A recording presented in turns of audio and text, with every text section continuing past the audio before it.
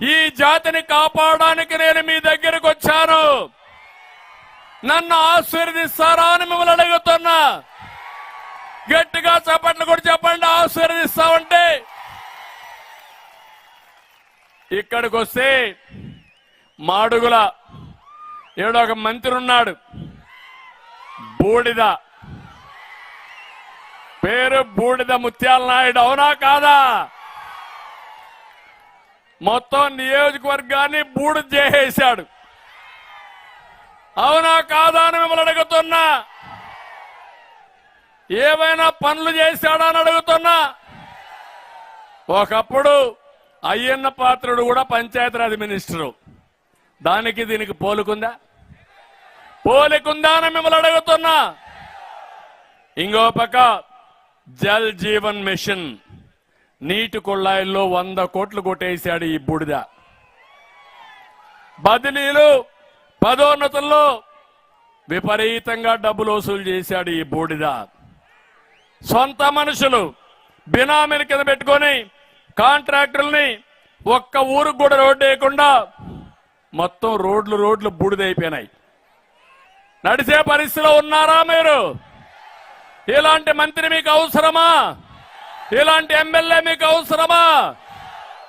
ఇంకో పక్క అనకాపల్లిలో ఒక ఆయన ఉన్నాడు, దోపిడీలో ఫుల్ స్పీడ్, పెట్టుబడులు తేవడం చేత కాదు, దావోసుకు పోవాలంటే చలంట. దావోసుకు పోవాలని చలని చెప్పే వ్యక్తి మనకు మంత్రి. పెట్టుబడులు అడిగితే కోడి గుడ్డు, కోడి ముందు గుడ్డు ముందా అని చర్చ. కోడి గుడ్డు పెట్టాలి, గుడ్డు పొదగాలి, మళ్ళీ కోడవ్వాలి, అప్పుడే పెట్టుబడులు వస్తాయి. అవసరమా తమ్ముళ్ళు ఇలాంటి వాళ్ళు మీకు? ఇక్కడ మాత్రం తెలివి లేదు కానీ ఎగిరిగిరి పడ్డాడు, అందరి మీద పడ్డాడు, ఇప్పుడు చతికిల పడ్డాడు. టికెట్ నువ్వు గెలిచేది లేదు, చచ్చేది లేదు, నువ్వు పోవయ్యా అని కరేపాకు మారికి తీసి పక్కన మారేశాడు జగన్. అవునా కాదా? సిగ్గుందా ఈ మంత్రికి? ఒకప్పుడు మా దగ్గరనే పెరిగాడు, మా దగ్గరనే పెరిగి ఈరోజు ఇష్టానుసారంగా మాట్లాడి చతికిలబడ్డాడు. అందుకే నేను చెప్తున్నా, తెలివైన వాడు విస్సన్నపేట భూముల్లో 600 ఎకరాలు ఎక్కడికక్కడ కబ్జా చేసి ప్లాట్లేసి అమ్మేసుకునే పరిస్థితికి వచ్చాడు. ప్రభుత్వ ఆసుపత్రిని అభివృద్ధి చేయలేడు కానీ, టిట్కో ఇండ్లు ఇవ్వడం కానీ సొంత ఆర్జనకు మాత్రం తక్కువ లేదు. అలాంటి చేసే పరిస్థితికి వచ్చాడు. ఇంకొక ఆయన నర్సీపట్నంలో ఉన్నాడు, గణేష్, దోపిడీలో బేష్. గణేష్ మాత్రం దోపిడీలో బేష్ అన్నమాట. ఈయన చూస్తే నియోజకవర్గం పైన ఫోకస్ లేదు, ఎంచో పైన ఫోకస్ అయ్యన్న పాత్రుడి పైన, ఆయన కుటుంబం పైనే ఈయనకు. ఆయన పైన కేసులు పెట్టడంలోనే ఈయనకు రోజంతా గడిచిపోతుంది.